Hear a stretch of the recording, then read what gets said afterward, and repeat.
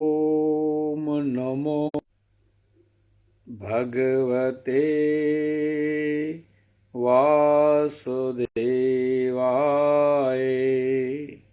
ओम श्री कृष्णाय नमो नमः। हरे कृष्णा हरे कृष्णा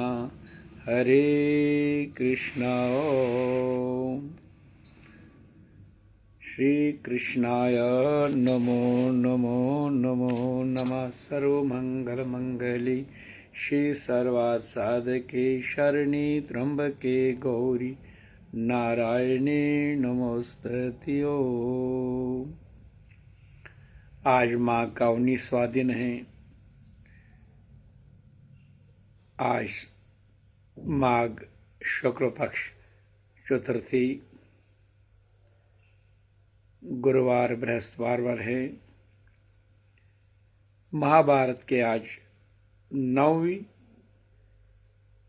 पर्व पर है, जिसको आज हम शैल्य पर्व कहे, क्योंकि आज और एक सेनापति आएगा। उसी सेनापति के अंतर्गत जो युद्ध लड़ा जाएगा, इसका क्या ज्ञान हमको मिलता है, यही ये संसार सारा युद्ध का मैदान ही है। जो भी जीव जम हैं हमेशा युद्ध ही करते रहते हैं। दो ही है इनमें, एक कौरव एक पांडव। कौरव कौन है? यही माया। जो माया के अंतर्गत हो जाते हैं और वो ही फौज, माया का फौज, माया की आर्मी, माया का सेनापति अपना कार्यक्रम चलाता है। और अगर पांडवों का फौज, वो अपना कार्यक्रम चलाते हैं। कर्म एक ही है। संसार में जिस भाव से हम कर्म करते हैं, अभी पहले चरण में दूसरा चरण, पहला चरण प्रातः काल का होता है। दूसरा चरण हमारा आज गुरुवार थी भगवद गीता और माघ की कथा। और भगवद गीता में ये आज हमने देखा भाव, ये त्रिगुणमयी माया। भगवान ने ही देवी होशा गुणमयी मम माया दुर्तया मामेव प्रपदन्ते माया में ताम तरन्ते। और भगवान ने स्वयं ये भी कहा, ब्रह्मर्पणम ब्रह्म है ब्रह्मगुरो ब्रह्मतम ब्रह्मतिन ब्रह्म कर्म समाधन। सब कुछ ही मैं तो सब कुछ, लेकिन उसने कहा यही। और एक श्लोक सब अपना विस्तार कहा, ये सब मैं ही हूँ। लेकिन ऐसा संसार में मिलना मुझे बहुत मुश्किल लगता है। कोई नहीं, कोई जब हम यही देखते हैं, ये शरीर मानव देह मिलने वाले, इनमें से कोई ऐसा मुझे दिखे वो जो ज्ञानी बने, ज्ञानी पंडित बने, वो मुझे कम लगते हैं। इसीलिए आज हमें समझना है ये काम क्यों लगते हैं। यही त्रिगुणमयी माया में कौरव का राज ज्यादा बन गया, कौरवों का कंट्रोल रहा, तो ये महाभारत इसीलिए हमें सत्कर्म समझाता है। क्योंकि कर्म से ही बंधन है, कर्म से ही मुक्ति है। तो भगवत गीता के माध्यम से भगवान ने ही संसार की जो मैंने बनाया है, इसमें यही अपने शरीर को जानो, ये भी माया का बना हुआ है। शरीर में इंद्रियां, ये भी माया के बने हुए, बुद्धिमान ये भी माया का बना हुआ है। फिर मेरा क्या? भगवान कहता, हाँ मैं स्वयं प्रकाश जो आप में है, इसलिए मैंने सब बनाया, लेकिन मैं वो मुझ में नहीं, ना मैं उनमें ना हूं। इसलिए तुम मेरे अंश हो, तुमको भी समझना होगा। एक जब ज्ञान प्राप्त करोगे, ज्ञान से फिर एक अज्ञान का कोई लग्जिश न रहे। इसलिए महाभारत को मैंने 5वां एडिशन बताया, 5वां वेद का बताता हूं, क्योंकि ये संसार ही युद्ध है। कौन सा क्षण है जहां जीव आत्मा उठना है, बैठना है, खाना है, सोना है, जो भी है, ये किस भाव के अतिरिक्त करेगा? क्योंकि मैं सुबह कहता हूं प्रातः काल क्यों नहीं उठते हो आज सुबह से? क्योंकि अगर कोरु का राज होगा, कोरु का, तो फिर वो कैसे उठेंगे इस प्रातः काल में? सच क्यों नहीं क्योंकि अगर वही राज होगा उनका, इस तरह से भगवान समझाता है। ये अगर पांडवों का होता तो सतोगुण का प्रभाव होगा, सच बोलने की शक्ति होगी।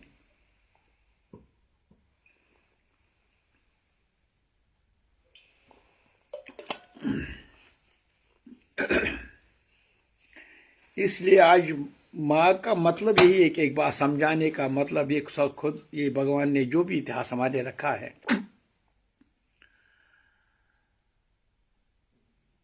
ये कौरव और पांडव, ये भाव तुम्हारे पर निर्भर है। कौरव कौन है? ये तो ऐसा मेरा अनुभव है, ये माया के रूप में, जब हम माया अज्ञान है, इस अज्ञान को अपना मानकर, इसी को सब कुछ मानकर, फिर कौरव का राज होगा। झूठ बोलना, निंदा करना, छल करना, दिखावा करना, जो भी कुछ बीमारी है अज्ञान की, शक्तियां हैं, उसको शक्तियां कहे अज्ञान की, वो इस पर होता है। लेकिन जब ज्ञान उस पर भी होता है कि संतोष है, प्रेम है, शुद्ध भावना है, ऐसे भावना से फिर उसके बाद इसी तरह से आज हम जो महाभारत का युद्ध शुरू हुआ वो भी भाव से हुआ। अरे जिसको हम शांतनु कहते, शांतनु का परिवार है ये, यहां एक दूसरे को अलग अलग मानते हैं। दुर्योधन और युधिष्ठिर ये एक दूसरे को विद्रोह मानते हैं, लेकिन है कौन ये? यही ज्ञान है।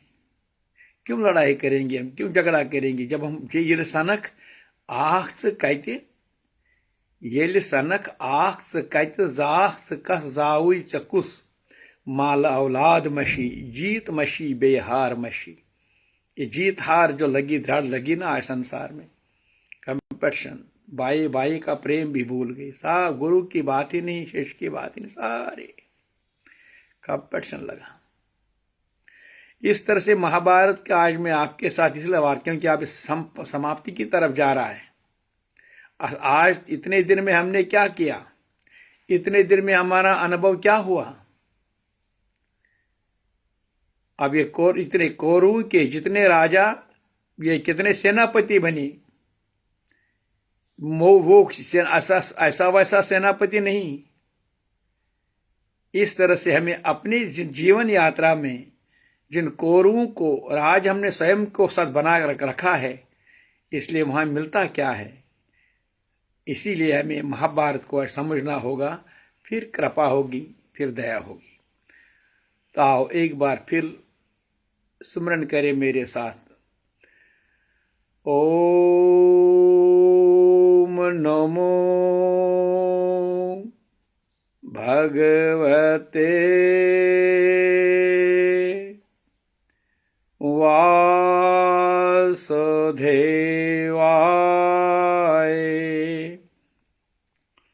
ओम श्री कृष्णाय नमो नमः। हरे कृष्णा, मन से गो, मन से भाव से हरे कृष्णा, तार जोड़ दो, हरे कृष्णा आनंद।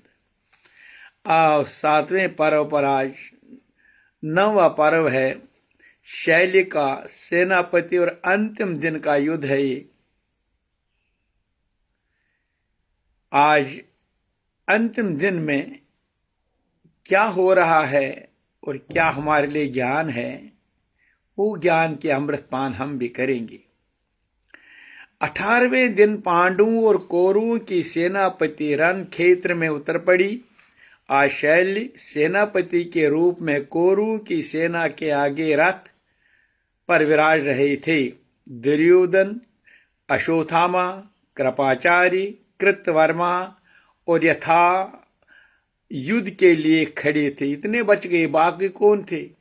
ननाने भाई भी इसके चले, फिर भी लोभ के कारण देख।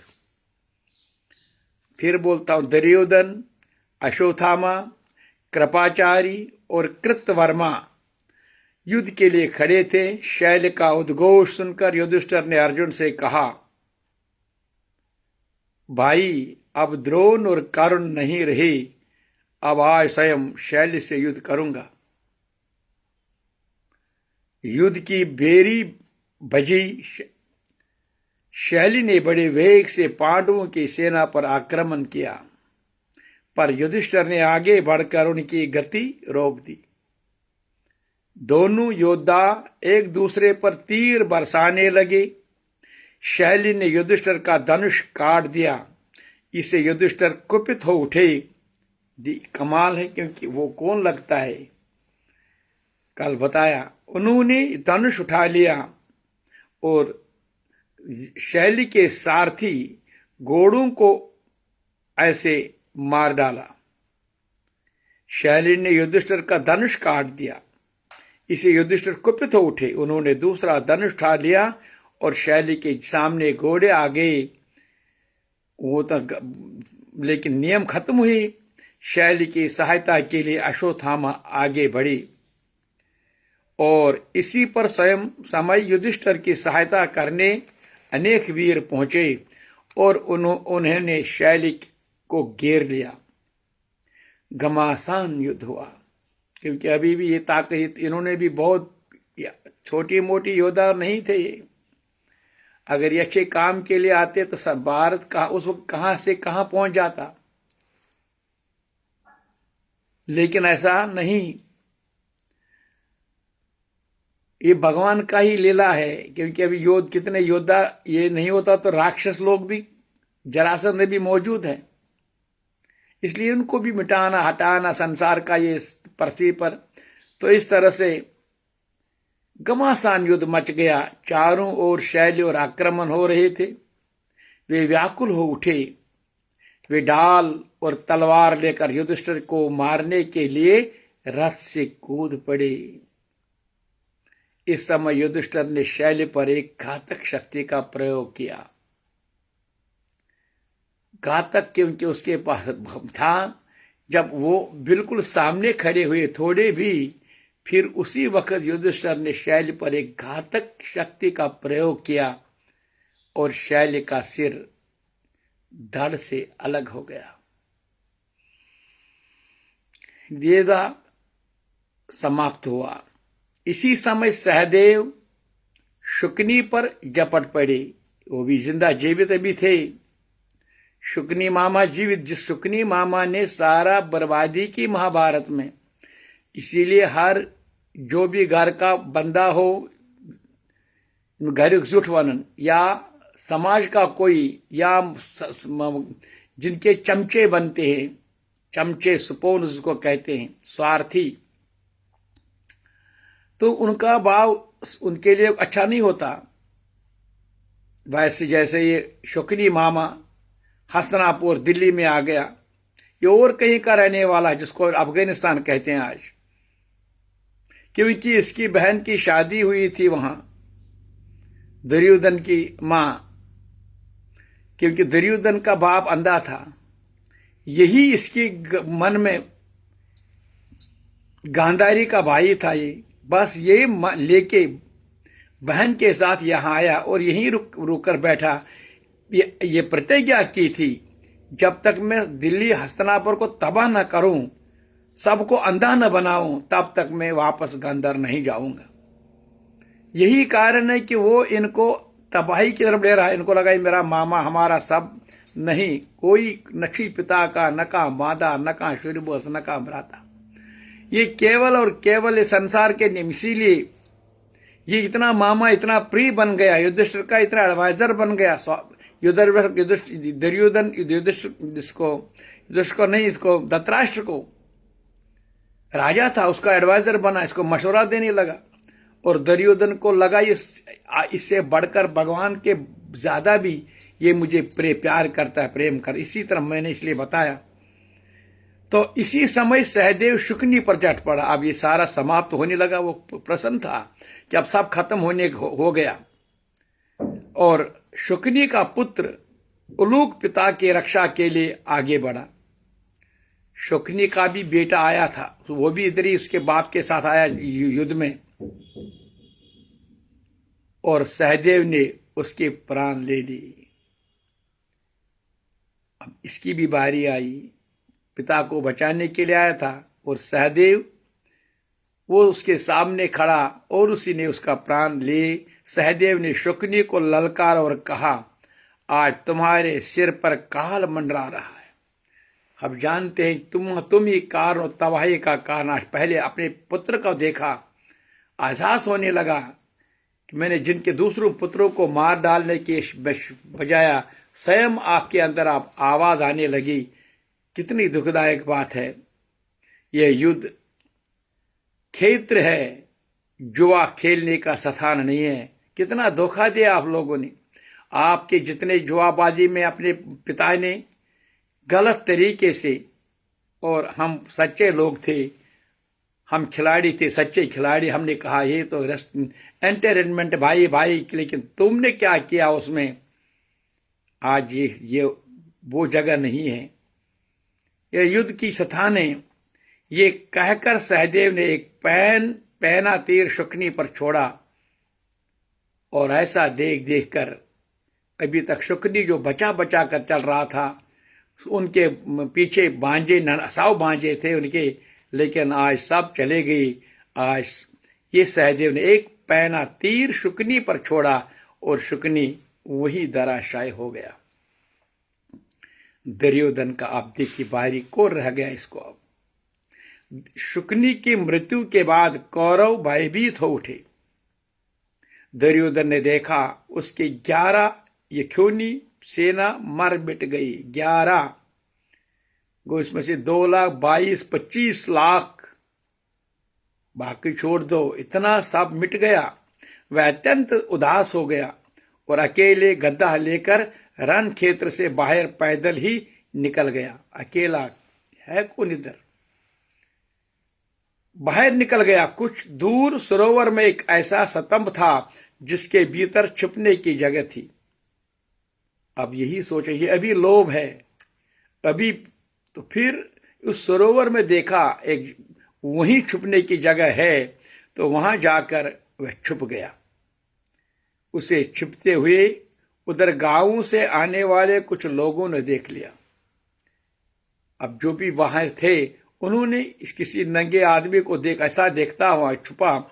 युद्ध का मैदान खाली हो गया था क्योंकि सब खत्म हो गया सारा। पांडवों ने देखा दुर्योधन कहीं लापता हो गया, उसका तो मृत्यु नहीं हुआ, वो लापता हो गया। असली तो वही है, जड़ है वही है। तो कृष्ण ने कहा, बिना दुर्योधन का वध किए पूरी विजय नहीं मिल सकती। ये हम कहेंगे बिगुल बजाओ नहीं, जड़ तब तक समाप्त न होगा तब तक युद्ध समाप्त नहीं होगा। इसलिए हमें उसकी खोज करके उसका वध करना चाहिए, उसको भी समाप्त करो। उसी समय गांव से आने वाले लोगों ने बताया, इस सरोवर में एक मुकुटधारी व्यक्ति को छिपे हुए हमने देखा। अच्छा, उसके हाथ में गदा था। पांडव और कृष्ण उसी सरोवर के ओर बढ़े। कृष्ण के कहने पर भीम ने दुर्योधन को ललकारा और धिक्कारते उनके अपशब्द कहे। दुर्योधन सरोवर से बाहर निकल आया। उसी समय बलराम तीर्थ की यात्रा करते हुए उधर से आ निकली। अब याद करना, कितने पिछले बात भी हमने कहा, बलराम उसी वक्त यात्रा पर चले गए जब इन्होंने बोला कुरुक्षेत्र का मैदान युद्ध के लिए हमने दोनों फौज मांगने आए। 2 अक्यूनी फौज दुर्योधन को दिया। स्वयं निहत्ते भगवान अर्जुन के साथ पांडवों चला गया और बलराम ने कहा मेरे लिए अब ठीक नहीं, मैं यात्रा के लिए चला जाऊं। अब उसी दिन यात्रा करके वहीं मैं ये भी पहुंच गया। बलराम तीर्थ करके वहां पहुंच। दुर्योधन ने उन्हें प्रणाम किए। क्यों?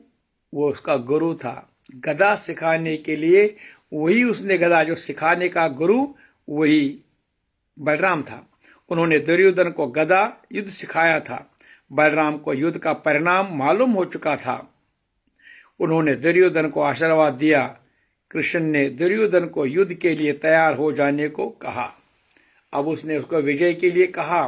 अब दोनों को दुर्योधन ने कहा, मैं तैयार हूं, लेकिन मेरे गुरु बलराम के सामने ये धर्म युद्ध होगा। मेरे गुरु के सामने अब धर्म युद्ध होगा, क्योंकि उसको पता था कि हमने बलराम को, उसने अभिमन्यु को कैसा मारा, और वाकई भी मैंने क्या क्या नहीं किया अधर्म। दुर्योधन ने ये भी कहा, मेरे पास केवल गदा है, मैं गदा युद्ध ही करूंगा। भीमसेन ने दुर्योधन तथा उसके भाइयों को मारने की प्रतिज्ञा कर रखी थी। अतः भीम और दुर्योधन में गदा युद्ध छिड़ गया। बलराम अपने शिष्य दुर्योधन की कुशलता देखकर प्रसन्न हो उठे, क्योंकि ये मेरा शिष्य है, जो मैंने उसको शिक्षा दी है। प्रसन्न उठे और वो समझने लगे दुर्योधन विजय होगा। पर कृष्ण जानते थे कि भीम शक्ति और धैर्य में दुर्योधन से बढ़कर है। कुछ समय के बाद दुर्योधन थक जाएगा और उसके हाथ ढीले पड़ जाएंगे। दुर्योधन और भीम एक दूसरे पर प्रहार कर रहे थे। इसी बीच एक बार भीम की दृष्टि कृष्ण पर पड़ी। जब ऐसा लगा तो कृष्ण की तरफ एक बार देखने पड़ा। कृष्ण ने अपनी जांघ पर थपकी मारी, ऐसे निशाना दिया। आकलरा इशारा काफी, तो दिखाया, जा तुम करते हो ये देख। तो अपनी जांघ पर थपकी मारी। भीम को दुर्योधन की जांघ तोड़ने की अपनी प्रतिज्ञा याद आ गई। जो उसने प्रतिज्ञा की वो याद रखा कहां? जब हम कथा कर रहे थे, द्रौपदी इसी टांग पर मुझे बिठाओ, अब इसको अपने दुशासन को कहा। दुशासन को तो मार डाला, उसको तो खून पी लिया जो उसने प्रतिज्ञा की थी। लेकिन उस वक्त ने कहा, इस टांग को मैं तोड़ दूंगा। मैं ये प्रतिज्ञा, उस वक्त निहत्थे थे, सारा फौज इसके पास था, सब राजा इसके राजा इसका था। लेकिन अब समय की बात है। आज हमें याद रखना, अपना फल जो भी है समय पर देता है। तो गदा युद्ध के कमर के नीचे प्रहार करना मना, ये तो नियम के बल से। दुर्योधन भीम के सिर पर गदा मारने के लिए उछल, किंतु उसी समय बड़े वेग से भीम ने गदा से दुर्योधन की जांघ पर प्रहार किया। जो ही वो ऊपर छलांग मारने, उसने जांघ पर प्रहार किया। जांघ की हड्डी टूट गई और दुर्योधन गिर पड़ा। गिरते ही भीम ने उसके सिर पर पदाघात किया। ये अन्याय युद्ध है, कहते हैं बलराम। भीम को मारने दौड़ने पर कृष्ण ने उन्हें रोक लिया। अरे तूने गलत किया। बलराम भीम को मारने निकला, तूने गलत किया, नियम का नहीं किया। और दुर्योधन द्वारा द्रौपदी के अपमान तथा भीम को प्रतिज्ञा की याद दिलाई। भाई तुम रुको, ये वही जांग है जिस पर द्रौपदी को, और किस तरह को कौन सा न्याय था वो, इसलिए जो प्रतिज्ञा इसने की आज उसी का समय आ गया। तो घायल दुर्योधन द्वारा द्रौपदी के अपमान तथा भीम के प्रतिज्ञा याद दिलाई। घायल दुर्योधन असहाय पड़ा रहा था। पांडव वहां से चले गई। कौरव परिवार शोक युक्त हो गया। और अब कौन बचा वहां? कौरवों को केवल 3 महारथी बच रहे, बाकी सारा समाप्त हो गया। फिर भी लोभ समाप्त नहीं हुआ। अश्वत्थामा, कृपाचारी और कृतवर्मा। कृपाचारी कुल गुरु था और कृतवर्मा अश्वत्थामा द्रोणाचार्य का पुत्र। संध्या समय जब उन्हें मालूम हुआ कि दुर्योधन घायल होकर मरणसर पड़ा था, तो ये तीनों वहां पहुंचे। उन्हें देखकर दुर्योधन विलाप करते हुए कहने लगे, मेरे पक्ष में कितने बड़े बड़े योद्धा थे, किंतु सभी को पांडवों ने छल से मार डाला। छल से। मेरा भाग्य ही प्रतिकूल था।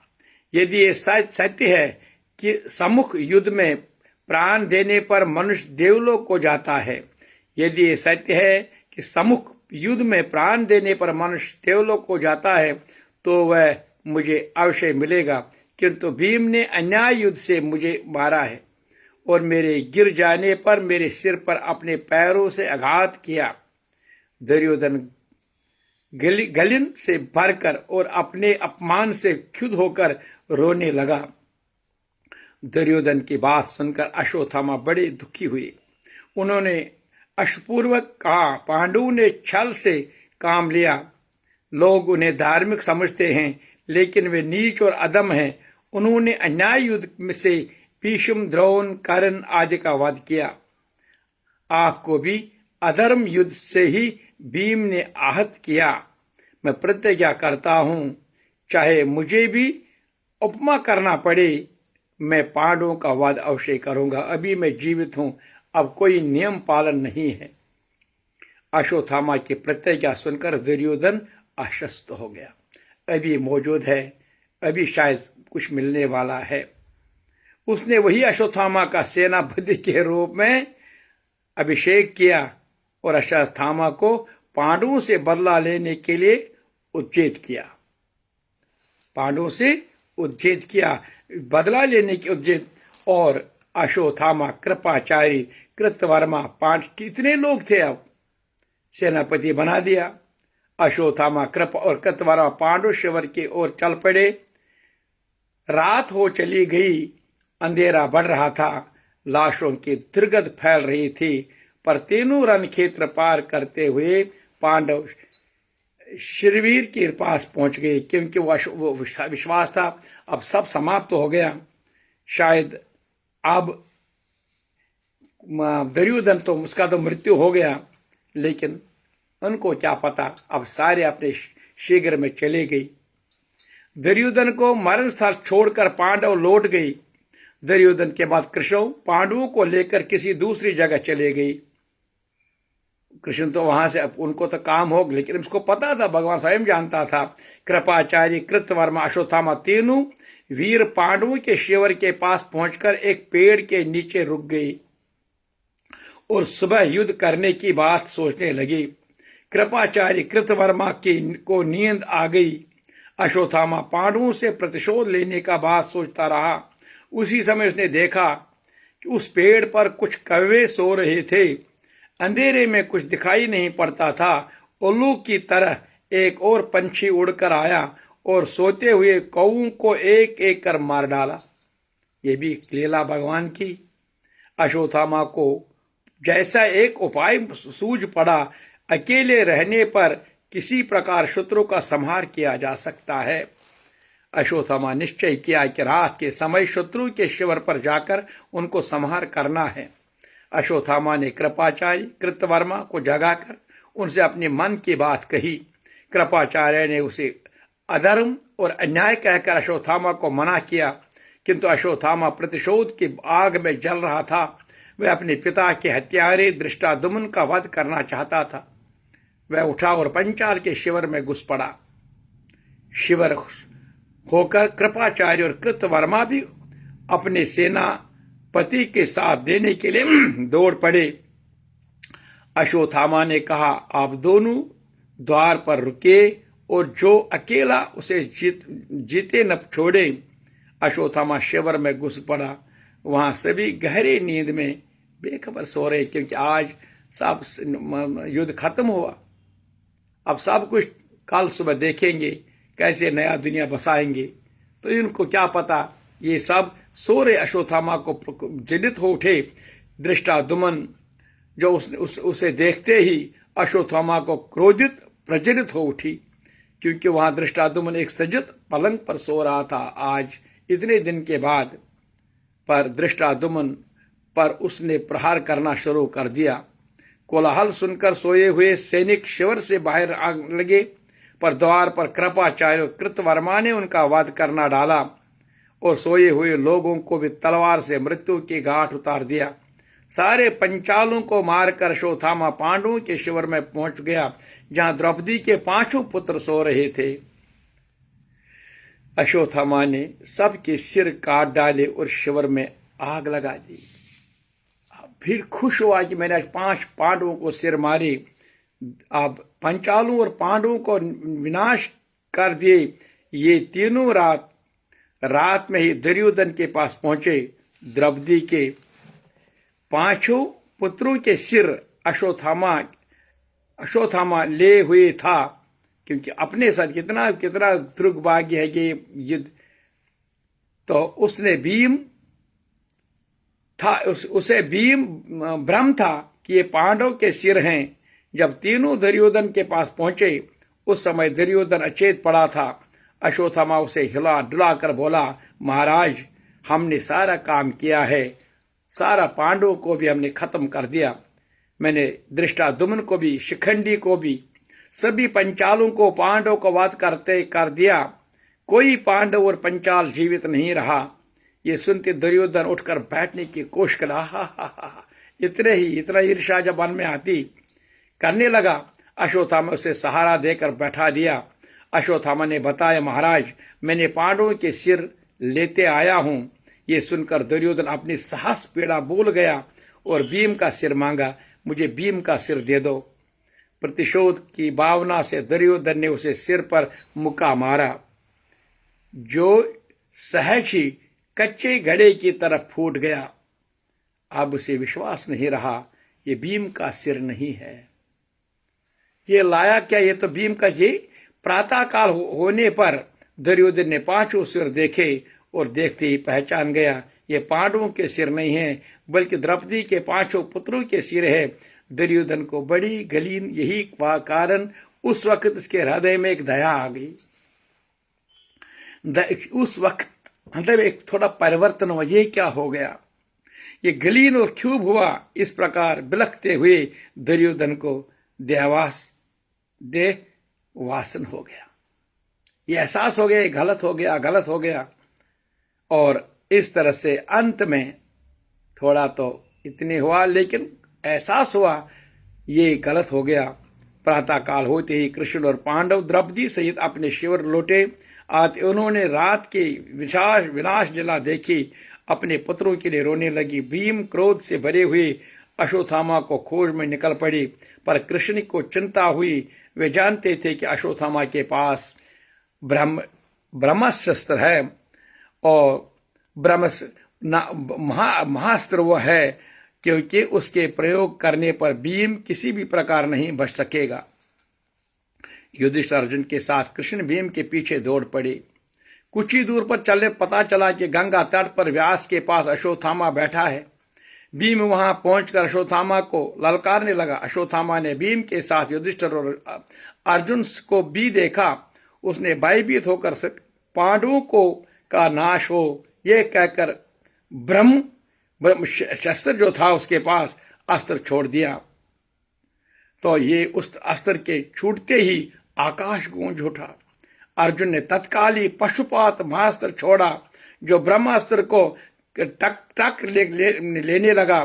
चारों ओर आग लगने लगा, बिजली कड़कने लगी। सारी सृष्टि का नाश होता देखकर व्यास और नारद अस्त्रों के बीच आकर खड़े हो गए। कहने लगी, इन अस्त्रों को प्रयोग मनुष्यों पर नहीं किया जाता, आप लोग अपने अस्त्र वापस कर ले। अर्जुन ने इनका कहना मान लिया। अश्वत्थामा ने कहा, मुझे अपना अस्त्र रोकना नहीं आता। इन दोनों ऋषियों ने कहा, तुम्हारे अस्त्र के प्रभाव से अभिमन्यु पत्नी उत्तरा का गर्भ नष्ट होगा और अर्जुन के अस्त्र के बदले तुम्हें अपनी कोई बहुमूल्य वस्तु पांडवों को देना होगा। इस बात पर अश्वत्थामा को अपने मस्तक की मणि पांडु को देना पड़ी। अश्वत्थामा के घोर कष्ट हुआ। वह मणि अश्वत्थामा की सारी शक्ति, तेज और अद्भुत कारण थी। मणि देते हुए अत्यंत निर्बल हो गया और व्यास के आश्रम में ही रहकर तपस्या का जीवन बिताने का निश्चय किया। इस तरह आगे अब क्या होगा, कौन से, तो पांडव, कल हम उस पर विस्तार पूर्वक सत्संग करेंगे और कल शायद संपन्न भी होगा। इस तरह से अभी कथा चली। महाभारत युद्ध समाप्त हुआ, लेकिन उसके आगे और जो ये पर्व है उन पर कल हम सत्संग, क्योंकि अभी समय हो गया, इस पर हम कल सत्संग करेंगे। प्रेम से बोले नारायण भगवान की जय। मैं भी थकता हूँ। प्रेम से बोलो हरे कृष्णा, हरे कृष्णा। प्रेम से बोलो हरे कृष्णा। ओम नमो भगवते वासुदेव। ओम श्री कृष्णाय नमो नमः। अब थोड़े दिन रह गए, कल 20वां दिन होगा। कल पंचमी है, बसंत पंचमी। परसों षष्ठी है और सप्तमी, सूर्य सप्तमी। मार्तंड जो भवन हम कहते हैं उसको, पहले भवन था मार्तंड नाम पर मटन, उनका एक शाखा है जम्मू में भी है, मार्तंड भवन है, बड़ा भवन है। हर साल वहाँ सप्तमी का हवन होता है। इस साल भी होगा, जरूर होगा, कि मैं भी बाहर नहीं निकला ज़्यादा। लेकिन हम सोचते कि हम सूर्य सप्तमी के दिन चौथा स्नान करेंगे। इतवार भी आती है। इतवार अगर प्रातःकाल सवेरे निकलेंगे तो वहाँ से वापसी आकर हम फिर मार्तंड भवन में जाकर वहाँ आशीर्वाद भी ले लेंगे। यहाँ जाते समय तो इस तरह से मार्तंड भवन में भी महायज्ञ होता है। हर एक को जाना चाहिए, हर एक को आशीर्वाद लेना चाहिए। इसके लिए किसी को राजनीति के रूप में नहीं ऐसा। ये कलयुग, मैंने कहा ना, कौरव और पांडव, जिनके कौरव प्रभाव वो ऐसा ये कि आज ज्यादा होते हैं, लेकिन पांडव के रूप में मन में धारण करके अपना कर्तव्य मानकर भगवान को प्रसन्न करना है। इस तरह सूर्य सप्तमी है उस दिन, तो उस दिन भगवान सूर्य भक्त रोज तो करते हैं, खासकर उस दिन हमें फिर भीष्म अष्टमी, इसी भीम जो भीष्म पितामह शयन कर रहा है ना, उसी भीष्म अष्टमी को मुक्ति हुई। उस दिन हर एक को उसको सुबह उठ के ही तर्पण करना चाहिए। आओ आज हम यही संपन्न करेंगे, कल आके विस्तार से कल करेंगे। प्रेम से बोलो माघ महासकी जय। हरे कृष्णा हरे कृष्णा हरे कृष्णा। मन से बोलो हरे कृष्णा। अभी कंजूसी करते हो, अभी हरे कृष्णा।